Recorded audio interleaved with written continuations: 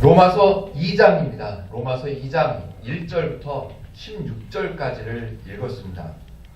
16절까지를 본문으로 삼아 놓긴 했는데요. 내용이 좀 어렵기도 하고 내용이 좀 길기도 해 보입니다. 좀 어색한 단어들, 이해를 해야만 하는 단어들도 좀 등장하고요. 그래서 오늘은 2장 1절부터 16절까지의 내용에서 꼭 알아야 하는, 오해하지 말아야 하는 성경의 개념들을 한 두세 가지를 소개를 해드리는 시간으로 오늘은 갖도록 하겠습니다. 그리고 다음 주에 1절부터 16절까지의 본문으로 새롭게 배운 개념을 가지고 어떤 내용으로 설명하고 있는가, 어떤 내용을 강조하고 있는가를 다음 주에 살펴보려고 합니다. 먼저 오늘 로마서 2장 1절부터 16절까지 본문을 살펴보기 전에 지난주 설교의 내용을 한두 가지만 좀 짚어보도록 하겠습니다. 본문에는 등장했지만 하나님의 진노라는 단어가 본문에 소개되어 있지만 저는 강조했습니다. 하나님은 진노하시는 분이 아니라고 강조를 했습니다. 하나님은 절대로 진노하지 않으십니다. 다만 우리가 생각하는 방식의 진노는 절대로 하지 않는다는 말씀입니다. 우리가 생각하는 방식의 진노, 뭐죠? 화를 낸다, 잘못하면 때린다, 뭐 이런 식의 진노, 그런 방식의 진노는 하나님의 개념에는 없다라고 말씀을 드렸습니다. 또 하나, 사람은 누구나 결과를 얻게 되어 있다라고 말씀을 드렸습니다. 아주 단순한 원리죠. 그렇지만 기독교에서는 굉장히 중요한 원리 중에 하나입니다. 하나님과 함께하는 사람은 하나님의 결과를 얻게 되어 있고, 하나님과 함께하지 않는 사람, 성경적으로 죄를 행하는 사람은 죄의 결과를 당연히 받게 되어 있다고 설명을 드렸습니다. 분명히 사람은 결과를 받게 되어 있습니다. 중간은 없다고 그랬습니다. 중간은 없습니다. 성경에서 중간을 표현하는 말이 없습니다. 하나님과 함께하는 사람 아니면 죄로 사는 사람, 두 가지 종류의 사람 밖에는 없습니다.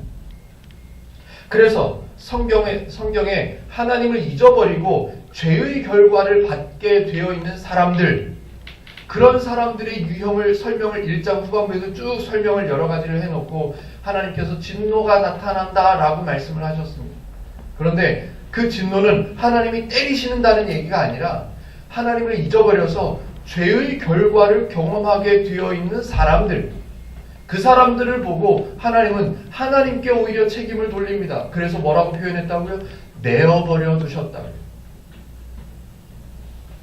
내버려 두셨다라고 말씀하십니다. 자기네들이 하나님을 잊어버려서 죄의 결과를, 하나님을 잊어버린 것에 대한 결과를 당연히 받게 되어 있음에도 불구하고, 그럴 수밖에 없는 사람들임에도 불구하고 하나님은 그들을 향해서 내가 내버려둬서 쟤네들이 힘들어졌다라고 표현하시는 거죠.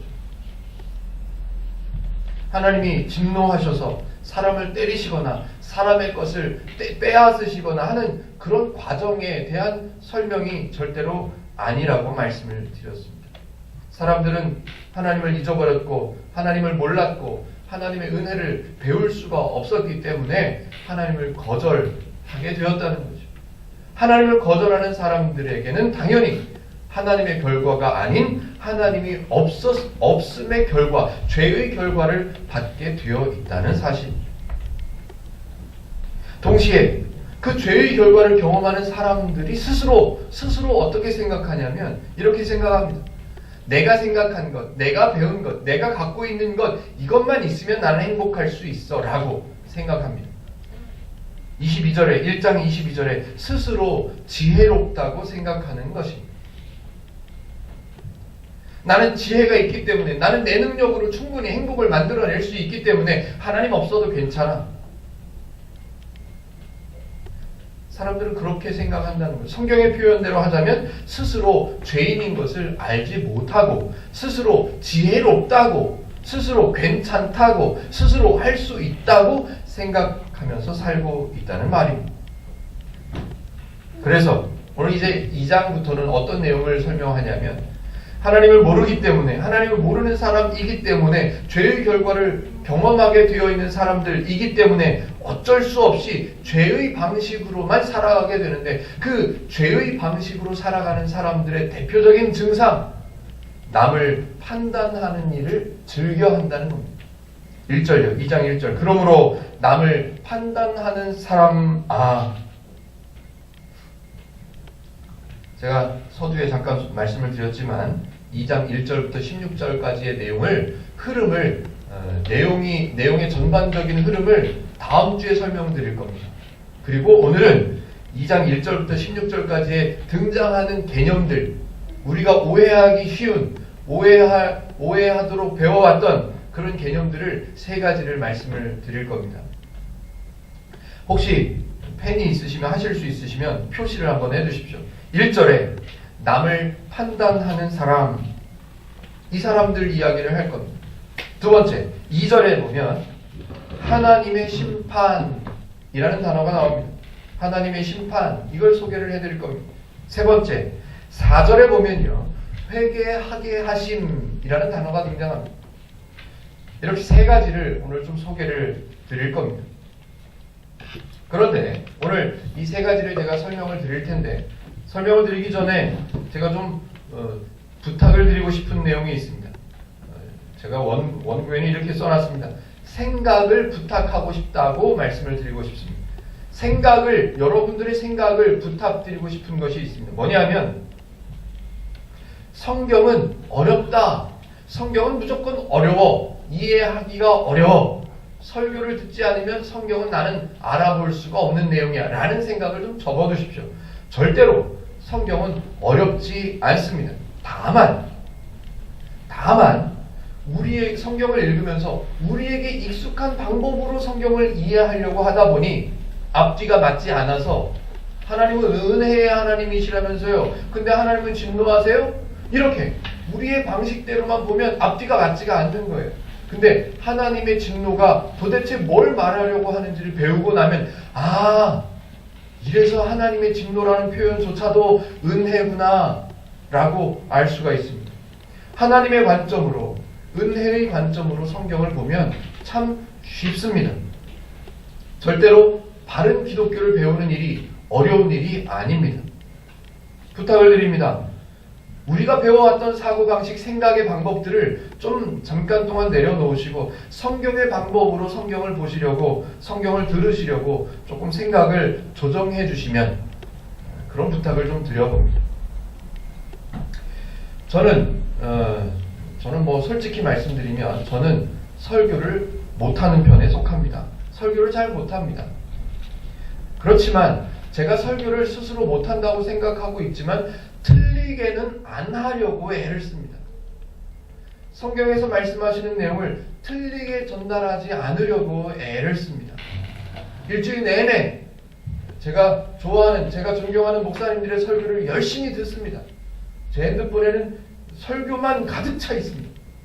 열심히 듣습니다. 왜냐하면 이 본문으로 우리 행복누리교회 성도분들에게 하나님을 가르쳐 드려야 하는데, 틀린 얘기를 하면 안 되겠다, 틀린 얘기를 하면 안 된다 라는 생각을 갖고 늘 다른 목사님들의 설교를 열심히 듣습니다. 배우기도 하고요, 카피하기도 하고요. 제가 생각했던 것들이 틀렸다는 것이 발견되면 고쳐냅니다. 많은 목사님들 중에 저와 여러분들이 잘 알고 있는 유명한, 소위 말하는 유명한 목사님들이 있습니다. 그분들을 가리켜서 우리는 설교를 잘하는 목사님이라고 표현합니다. 제가 원하는 표현은 설교를 바르게 하는 목사라는 표현입니다. 설교를 잘하는 목사, 저는 욕심도 없고 가능성도 없습니다.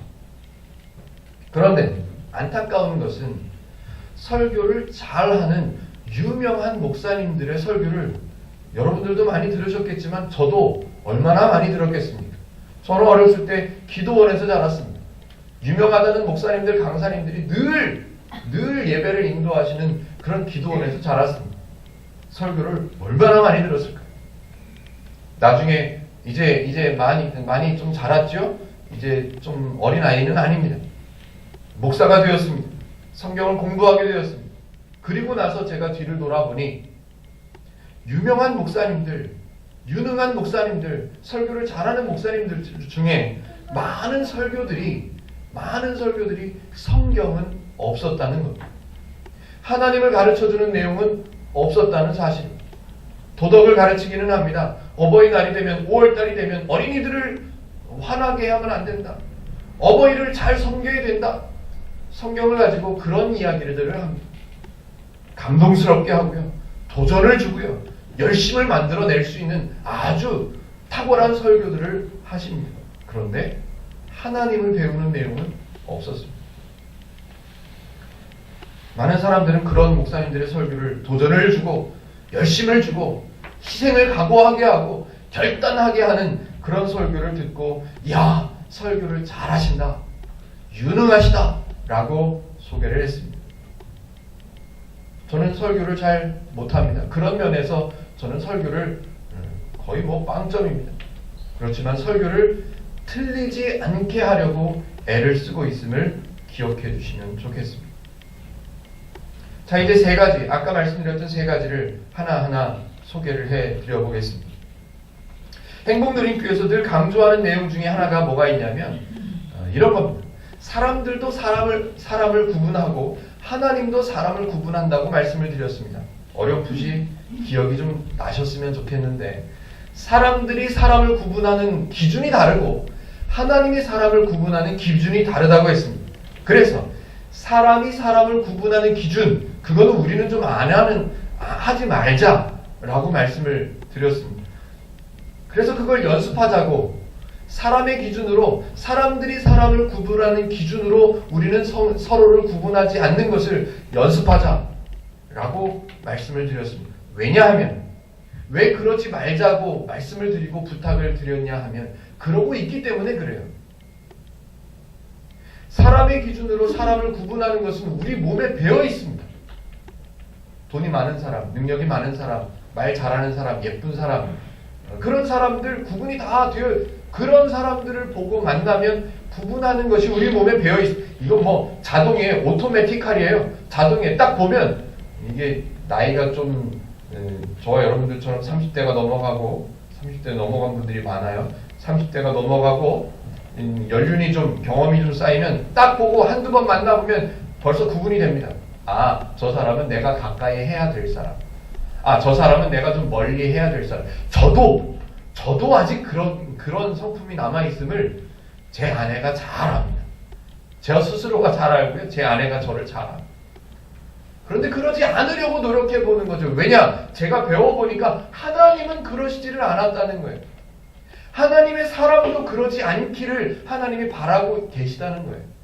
그래서 성도라면 연습하자는 거죠. 우리 몸에 배어있는 그 판단 기준을, 그 구분 기준을 좀 하지 말아보려고 노력해보자 라고 말씀을 드렸습니다. 말은 좋고 말은 참 쉬운데요, 실제로 따지고 보면 참 쉽지가 않습니다.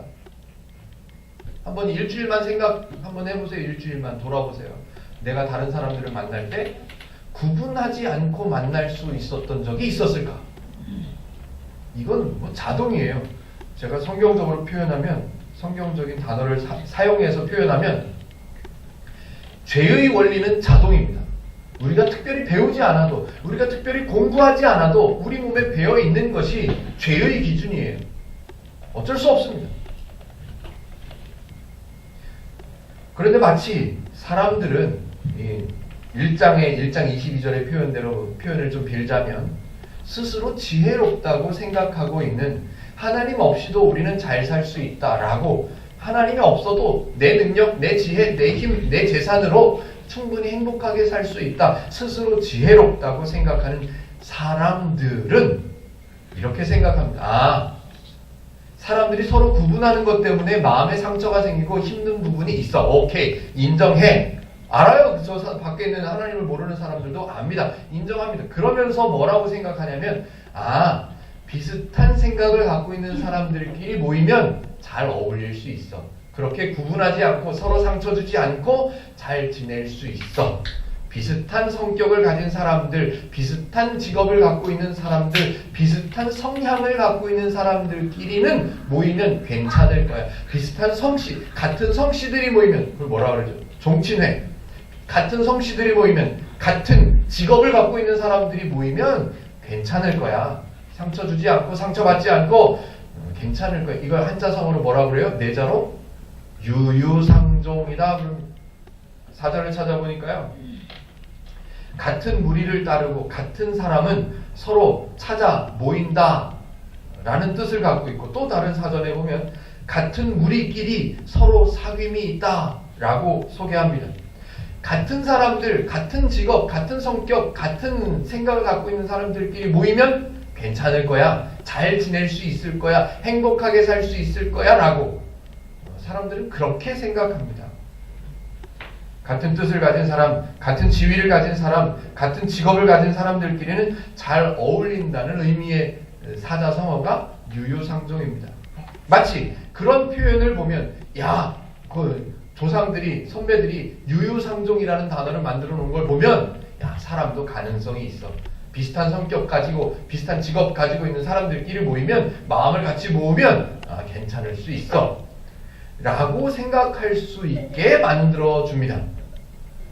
마치 사람이, 성경의 표현으로 마치 죄인이 서로를 이해하고 같은 생각을 갖고 있는 사람들끼리 모이면 서로를 배려하고 서로를 도와주고 나보다 저 사람을 먼저 생각할 수 있을 것처럼 보여지는 표현입니다. 그러나 조금 더 깊이 한 걸음 더 들어가서 살펴보면, 실질적으로 살펴보면 참 안타까운 모습들 밖에는 없습니다. 같은 직업을 가진 사람들이 있습니다. 예를 들어서 설명드려봅니다. 같은 목적을 가졌다고 말하는 사람들입니다. 어떤 사람들이냐면, 예를 들어서 야, 이 나라 백성들이, 이 나라 국민들이 좀 행복하게 살 수 있도록 정치를 좀 만들어보자. 그래서 배지 하나씩 달고 국회의원들이 되셨습니다. 같은 목적을 가졌어요. 같은 방향을 가졌어요. 같은 직업을 가진 거예요. 그 사람들이 서로를 배려하고 구별하지 않고 같은 목적을 향해서 똑같이 같이 걸어갑니까? 아니요, 절대로 그렇지 않습니다. 내 생각은 맞는데 제 생각은 틀려. 같은 목적으로 가는데 내 생각이 맞지 제 생각은 틀렸어 라고 구별합니다. TV를 통해서 볼 때마다 안타깝죠? 그 사람들이 같은 직업을 가진 사람, 비슷한 월급을 받는 사람, 같은 목적을 갖고 국회의원이 된 사람들입니다. TV에서 늘 주먹다짐이 왔다 갔다 하고 큰 소리가 왔다 갔다 하고 욕을 하고 서로를 비방하는 그런 사람들이 유유상종입니다. 또 다른 예를 들어볼까요? 지식을 쌓아야 돼. 어린 아이들부터 지식을 쌓고 경험을 배우고 학식을 좀 높여야 돼. 그래서 만들어진 기관이 학교입니다. 유유상종의 관점에서 보면 더할 나위 없이 한 가지 목적으로, 한 가지 이유로 학생들, 어린 아이들을 모여서 한 가지 목적을 가진 선생님들이 모여서 아이들을 가르치고 양육하는 곳이 학교입니다. 근데 말이 안 됩니다. 그 학교 안에서 뭐를 만들어요? 등수를 만듭니다. 등수를 매겨가지고요, 성적의 차이를 게시판에 붙여놓고 가정마다 배포하고요, 당신 아들이 이래요 라고 보내줍니다. 그래서 결과가 뭐죠? 앞에서 1등, 2등, 3등 하는 학생들은 아주, 그 앞에서 숫자가 낮은 학생들은 아주 좋죠. 칭찬받고 격려받고 막 존경받고 용돈 받고 선물 받고,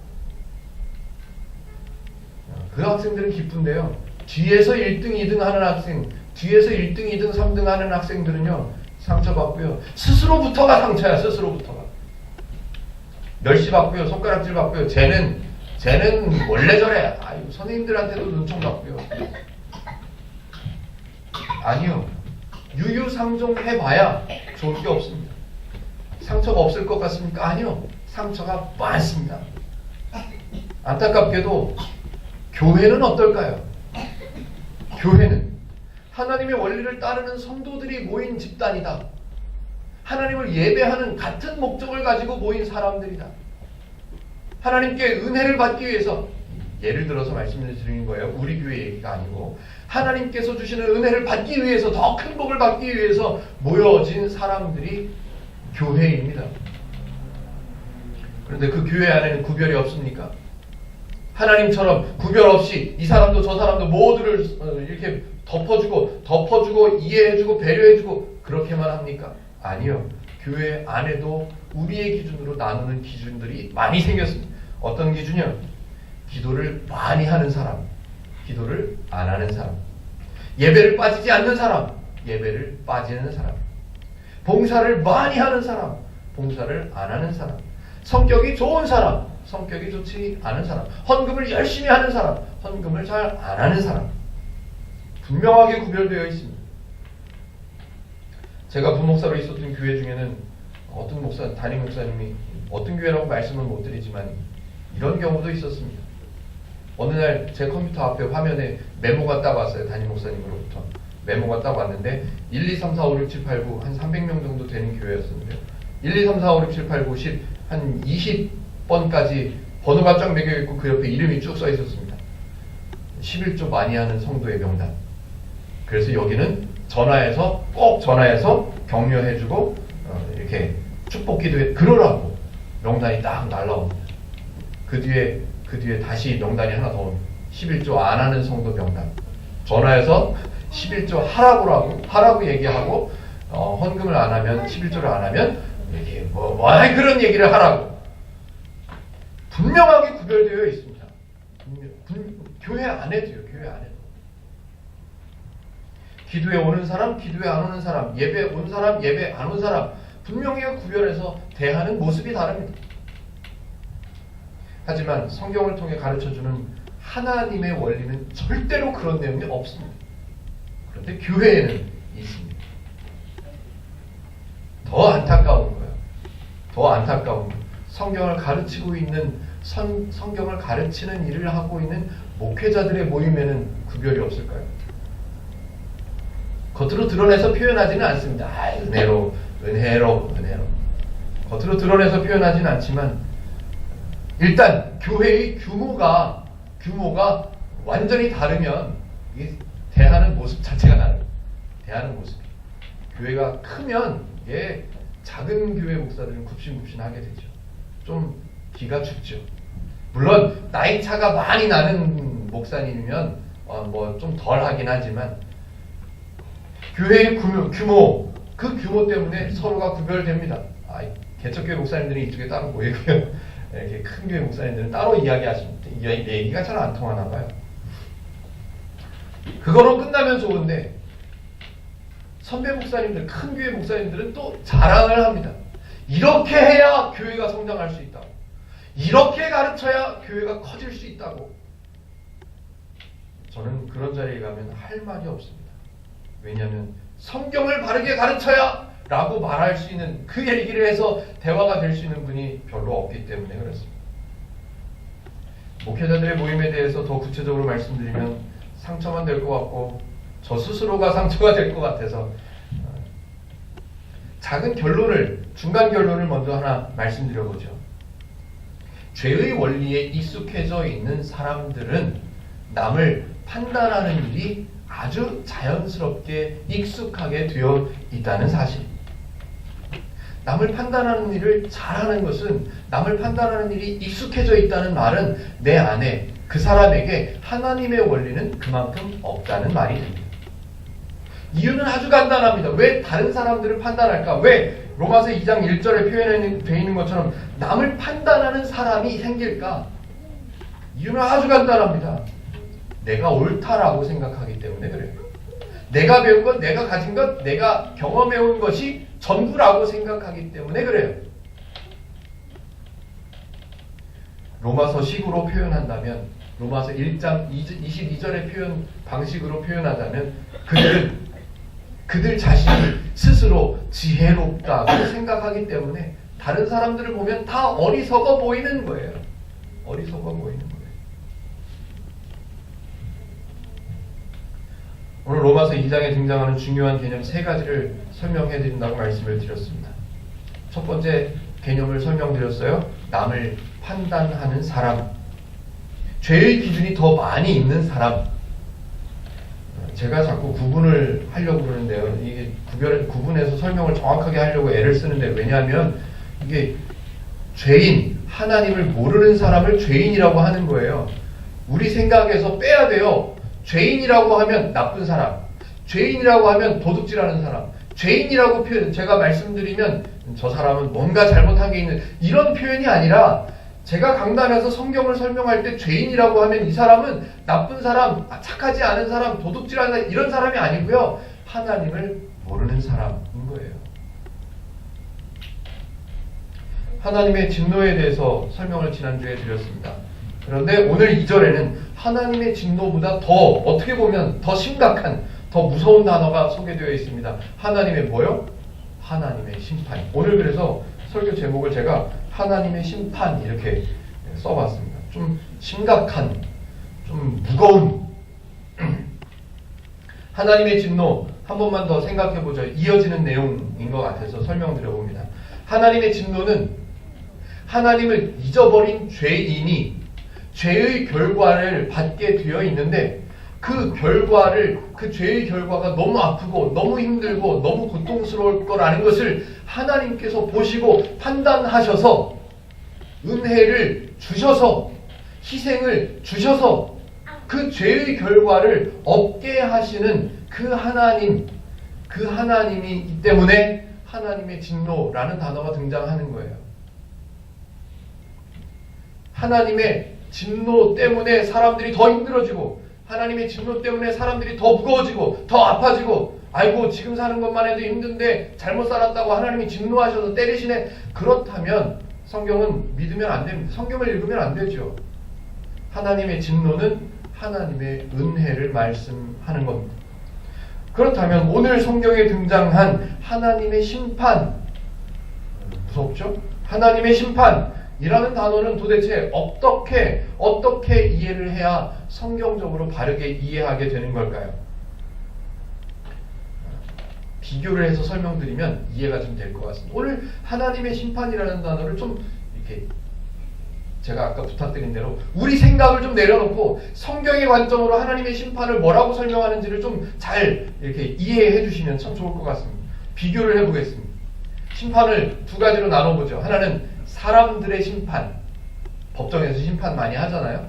꽝꽝꽝. 사람들의 심판.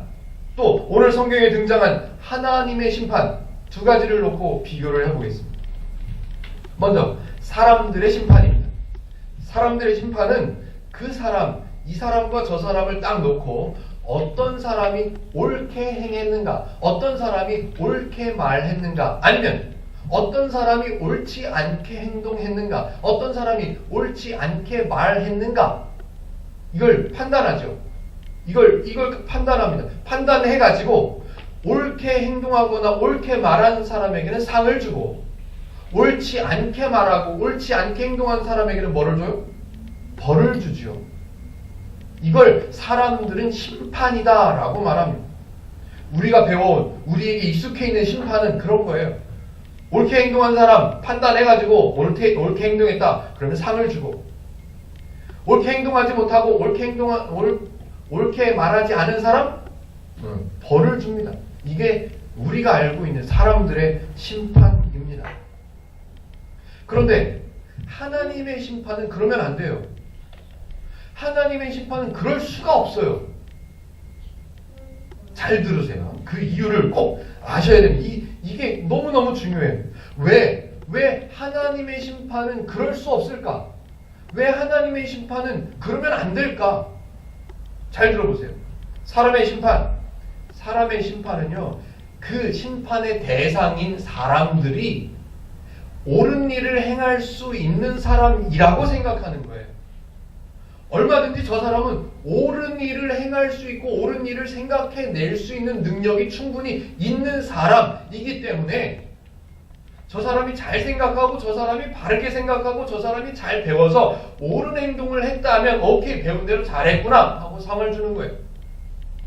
그런데 옳지 않게 행동한 사람에게는 뭐라고 그러냐면, 너는 옳은 일을 행할 수 있는 능력이 있음에도 불구하고 옳게 행하지 않았구나, 그러니까 벌을 주는 거예요.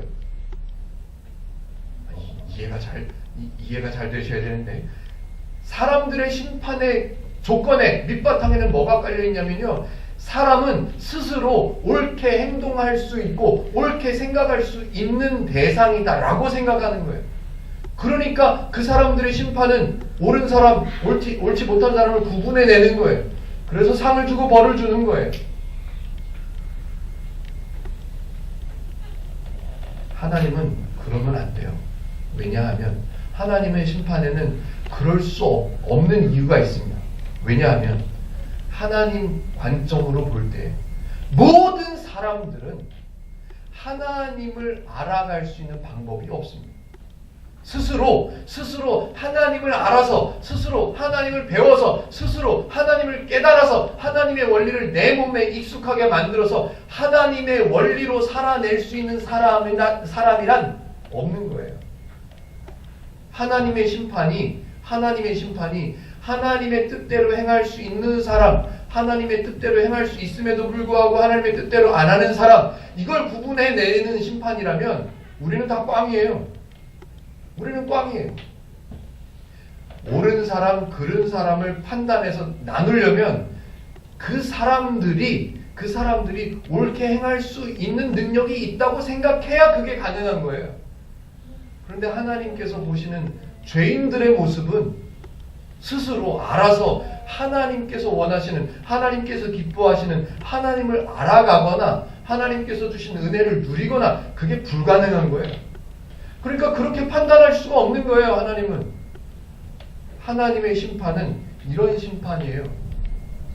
하나님의 은혜를 아는 사람, 하나님의 은혜를 모르는 사람, 그래서 죄의 결과를 받게 되어 있는 사람, 그래서 판단을 하시는 거죠. 너는 나를 이제 아는 사람, 너는 이제 나의 백성, 너는 나의 은혜를 누리기만 하면 되는 사람, 이제 아니까.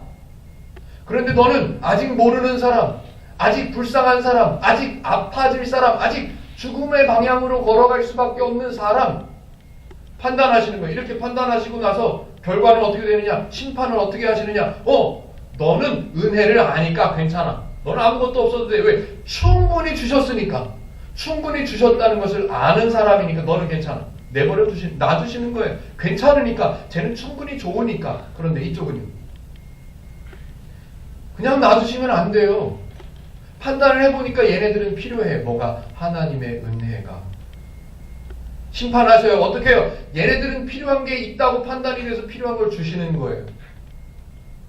하나님은 모르는 사람이라고 판단하시고 나서 심판은 하나님을 알 수 있도록 주시는 거예요. 뭐를? 은혜를 주시는 거예요. 이게 하나님의 심판이에요. 사람들의 심판은 저 대상이 옳은 일을 할 수 있음에도 불구하고 안 했어. 그래서 상과 벌을 주는 거예요. 그런데 하나님의 심판은 쟤네들은 다 안 돼. 다 안 되는데 그 중에 이제 알게 된 사람이 있고 아직 모르는 사람이 있어요. 이걸 판단하시고 얘네들은 괜찮아. 이제 더 이상은 얘네들을 뭘 더 채워주거나 더 주지 않아도 얘네들은 괜찮아. 그래서 성경에는 상이라는 개념이 없는 거예요. 하나님의 심판이 그런 개념으로 되어 있기 때문에 상을 준다. 너는 더 열심히 하면 상을 주고 더 열심히 희생하면 뭐를 주고 이런 개념이 없는 거예요. 천국에 가면 멸관을 준다는 간증 들어보셨습니까? 어떤 사람은 개털 모자를 쓰고 어떤 사람은 이 땅에 살면서 교회를 위해서 열심히 희생하고 열심히 봉사한 사람들은 금멸관을 쓴대요. 이 세상에서 교회도 제대로 안 다니고 신앙생활도 제대로 안 한 사람들은 올라갔을 때 무슨 모자? 개털 모자를 쓴대요. 많이 들어보셨죠? 저도 많이 들어봤습니다. 이 땅에 살면서 신앙생활을 잘하고 교회를 잘 섬기고 목사님을 잘 섬기고 성도들을 잘 섬기고 봉사를 많이 한 사람들은 천국 가면 58평짜리 빌라가 있대요. 그런데 봉사도 안 하고 헌금도 안 하고 신앙생활도 제대로 안 한 사람들은 올라가면 라면 박스 하나 준대요. 이런 말도 안 되는 상벌 개념이 왜 우리 기독교 안에 들어와 있냐 말이에요. 하나님은 그런 개념이 없다고요. 하나님의 심판은 다 안 되는 사람들 중에 너는 이제 된 사람, 하나님의 은혜를 알게 된 사람, 너는 아직 안 된 사람, 하나님의 은혜가 필요한 사람. 그래서 심판은요, 얘네는 안 줘도 괜찮아. 아이 됐어. 얘네는 됐어. 얘네는 주셔야 되는 거죠. 이게 심판이에요. 하나님의 심판에는 은혜만 있습니다. 하나님의 심판에는 도우심만 있습니다. 하나님을 배우고 하나님의 은혜를 누릴 줄 아는 사람, 이미 그렇게 된 성도들은 그걸로 충분해요. 더 이상의 것들이 필요치 않아요. 그래서 상 이런 게 없는 거예요. 하나님을 모르고 죄인인 줄도 모르고 죄의 원리대로 살아서 죄의 결과를 경험하고 있으면서 아파하고 힘들어하고 있는 사람, 그 사람들을 하나님께서 판단하시고 심판을 어떻게 하세요? 은혜를 주시는 거예요. 벌 이런 개념이 없어요. 하나님께는 벌 같은 개념 성경에는 없습니다. 사람이 스스로 해결할 수 없는 신분, 죄인, 그 신분을 하나님은 판단하셔서 심판하시는 거예요. 해결하는 쪽으로. 그러므로 우리가 알고 있는 하나님의 진노, 하나님의 심판, 하나님의 벌, 하나님께서 때리심 이런 거는 없는 거예요. 많은 과거의 교회의 가르침 속에는 그런 말들이 있었습니다. 열심히 하지 않으면 하나님은 두려우신 분이라고, 무서운 하나님이시라고. 어디 성경에 무서운 하나님이라는 말을 설명합니다. 아니요, 그런 거 없어요. 사랑의 하나님, 은혜의 하나님, 희생하시는 하나님, 수고하시는 하나님. 누구를 위해서요? 사람을 위해서요. 하나님은 분명히 사람을 심판하십니다. 그러나 하나님의 심판에는 은혜만 있습니다. 도우심만 있는 거죠. 기독교의 역사를 살펴보면 두려운 하나님을 강조했던 때도 있었습니다. 무서운 하나님을 강조했던 때도 있었습니다. 정성과 물질을 열심히 갖다 바쳐야 한다고 윽박지르던 때도 있었습니다. 하나님을 위해서 희생해야 큰 은혜를 받을 수 있다고 복음을 왜곡했던 시기도 있었습니다. 부인하지 않습니다. 예, 있었습니다. 오히려 그런 윽박지름과 복음의 왜곡 때문에 교회를 나오는 사람들이 많아졌던 것도 사실입니다. 그런데 안타까운 것은 그렇게 교회에 나온 사람들은 하나님을 바르게 배우려면 엄청난 긴 시간이 필요하다는 거예요. 잘못된 기준들이, 잘못된 복음들이 몸에 배어져 버렸기 때문에 하나님의 교회를 위해서 봉사해야, 하나님의 종인 목사를 잘 섬겨야, 11조를 잘 바쳐야, 기도를 열심히 해야, 교회를 아름답게 건축해야, 그래야 하나님께서 주시려고 준비했던 은혜들을 주신다. 안타까운 이야기죠. 성경은 다 주셨다고, 너희들은 내 백성이라고, 너희들은 내 자녀라고, 내 아들이라고, 내 딸이라고 하나님은 그렇게 말씀하시는데 우리는 무서운 하나님이셔, 질투하시는 하나님이야, 우리는 더 잘 보여야 돼, 우리는 더 큰 은혜를 받으려면 더 수고해야 돼. 우리는 어떻게 해야 될까요? 참 다행스럽게도 성경을 바르게 배우려고 애를 쓰는 사람들이 많이 생겨나고 있습니다. 누구처럼? 행복누림교회처럼. 기독교를, 하나님을 바르게 배우려고 성경을 많이 읽으려고 하는 사람들도 많이 생겨났습니다. 저와 여러분들처럼요. 그렇다면 우리는 이렇게 생각해도 될까요? 맞아. 이제 사람들이 많이 똑똑해졌어. 기독교가 100년이 넘었어. 우리나라 기독교가 100년이 넘어서 이제는 사람들이 좀 깨달아서, 사람들이 좀 똑똑해져서, 사람들이 생각이 좀 열려서 이제는 성경을 좀 배우려고 하는구나. 야, 잘 됐다. 참 사람들이 참 잘 생각했다라고 생각해도 될까요? 절대로 그렇지 않습니다. 잘 기억하십시오. 사람은 스스로 하나님의 길로 방향을 바꿀 수 있는 사람이란 없습니다. 왜곡된 복음에서 바른 복음으로 스스로의 생각, 스스로의 능력으로 넘어올 수 있는 사람 없습니다. 의인은 없나니 하나도 없다. 스스로 의인이 될 수 있는 사람이 없다는 말이에요. 행복누림교회가 성경을 통해서 하나님을 바르게 배워야 한다고 외치는 것은, 행복누림교회가 성경을 통해서 하나님을 바르게 배우자라는 생각으로 교회를 시작할 수 있었던 것은 목사가 똑똑해서, 목사가 큰 결단을 해서, 아니요, 절대로 그렇지 않습니다. 성도 여러분들이, 저와 여러분들이 성경을 읽는 것을 너무너무 좋아하고 성경을 배우는 것을 너무너무 행복해해서요? 아니요, 그렇지 않습니다. 없었습니다. 그럴 수 있는 능력 없습니다. 그럴 수 있는 생각조차도 없습니다. 하나님을 바르게 배워야 된다는 열정, 그런 열정도 없었습니다. 저 스스로부터가 그렇습니다. 그렇다면 우리는 어떻게 행복누림교회에서, 행복누림교회 성도로 성경을 읽고 성경을 바르게 배우는 일에 이렇게 신앙생활을 할 수 있었을까? 하나님 때문이죠. 설명이 됩니다.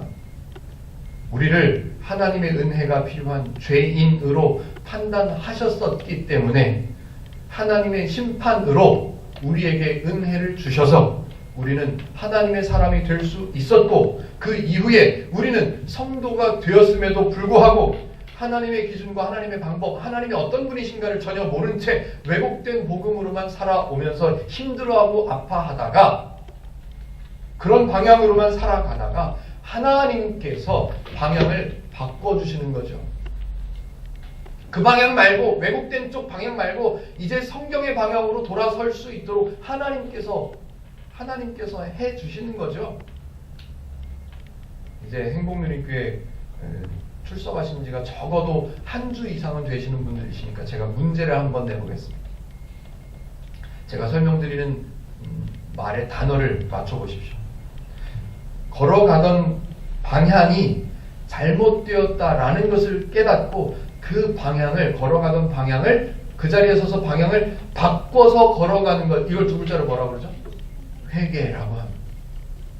이걸 모르면 없어요. 바르게 돌아설 수 있는 방법이 없어요. 네, 맞습니다. 회개예요. 내가 걸어가던 방향, 하나님이 없는 방향, 스스로 지혜롭다고 생각하고 걸어가는 방향이 잘못되었다는 것을 깨닫고 방향을 바꾸는 것을 회개라고 했습니다. 대답을 해주셨어요. 회개라고 했습니다. 네, 회개가 있어야만, 회개가 있었기 때문에 우리가 방향을 바꿀 수 있었던 거예요. 그런데 그 회개는 어디서 나와요? 4절에 나오는 거예요. 4절에. 하나님의 인자하심이 너를 인도하여 회개하게 하심. 제가 세 번째 단어가 뭐라고요? 세 번째 개념. 회개는요, 우리가 하는 게 아니에요. 우리가 결단하고, 우리가 눈물을 흘리고, 우리가 애쓰고, 우리가 가슴을 치며 통곡해서 그래서 회개가 나오는 게 아니에요. 내가 방향을 바꿀 수 있는 것은 누가 해주시는 거다?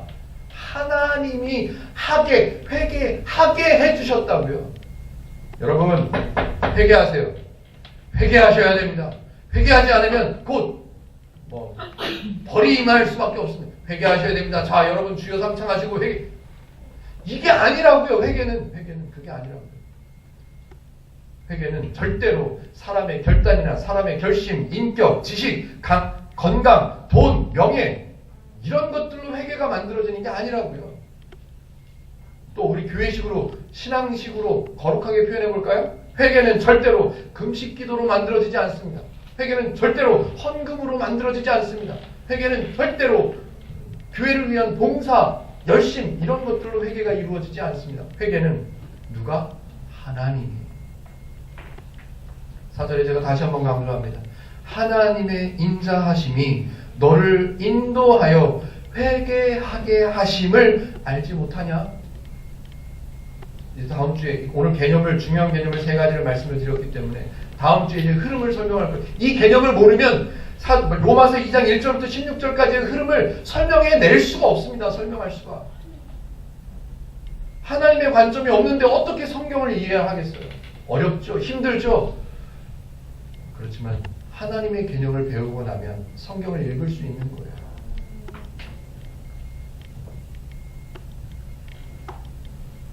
사람이 죄인이라고 판단하셔서 은혜를 주시는, 또 심판하시는 분이 하나님이시라는 것을 꼭 기억하십시오.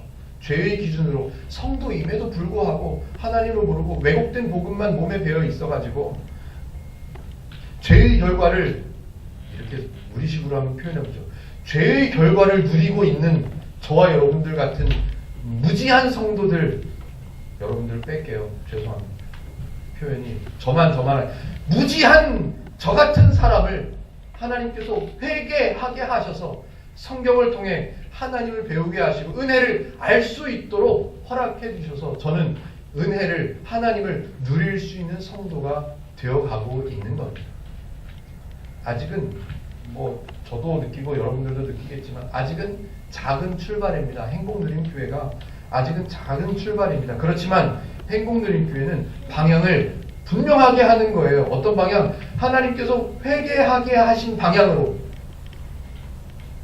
왜곡된 복음 말고 성경에서 설명하는 바른 복음 이 방향으로 걸어갈 것을 행복누림교회는 방향을 그렇게 정한 거예요.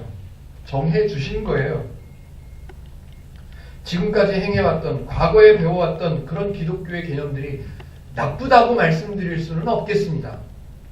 그렇지만 기독교에 대한 많은 오해들을 낳았습니다. 그래서 행복누림교회에서 설교를 듣고 신앙생활을 하다 보면 여러분들도 경험하셨는지 모르겠지만 어색한 것들이 있습니다. 왜냐하면 내 몸에 배어있던 그런 기준들, 교회에서 배워왔던 그런 신앙적인 이야기들도 내려놔야 될 것들이 참 많거든요. 과감하게 내려놔야 됩니다. 왜? 방향을 바꾸려면, 회개하게 하신 대로 방향을 바꾸려면. 아직은 작고 어색할 수 있지만 행복누림교회는 그게 자연스러워질 수 있도록 배워가는 거죠. 그래서 우리가 할 수 있는 건 뭐죠? 성경을 배우는 거죠. 또 하나 성경을 읽는 겁니다. 저는 행복누림교회를 시작하면서 분명하게 여러 번 말씀을 드렸습니다. 행복누림교회에서는 행사를 만들지 않겠다고, 일을 만들지 않겠다고, 수고를 뽑아내고 애써야 되는 그런 일들을 만들지 않겠노라고, 누가? 목사가 그런 것들을 앞서서 만들지 않겠노라고 말씀을 드렸습니다. 지금까지 그렇게 한다고 애를 썼습니다. 저도 부족하니까 안 그랬던 모습들이 가끔 보였을 수도 있겠지만, 그런데 저는 앞으로 계속 만들어낼 겁니다. 어떤 일을, 성경을 읽을 수 있는 일을 만들어낼 겁니다. CD도, 들리는 성경 CD도 필요하다면 계속 만들어 드릴 겁니다. 돈이 더 들어도 그 일만큼은 제가 더 만들어 드릴 겁니다. 성경을 읽는 시간이요, 지금은 금요일 저녁에만 모여서 읽지만 더 만들 겁니다. 더. 성경을 배울 수 있는 일, 성경을 읽을 수 있는 일이라면 저는 열심히 만들어낼 겁니다. 앞으로도 저와 여러분들이 성경을 읽고 성경을 배워서 하나님께서 성도인 저와 여러분에게 주신 그 은혜를 배워야 누릴 수 있잖아요. 배워서 누리면서 살아가는 성도의 삶을 사는 저와 여러분들 되시기를 주님의 이름으로 축복해 드립니다. 기도하겠습니다.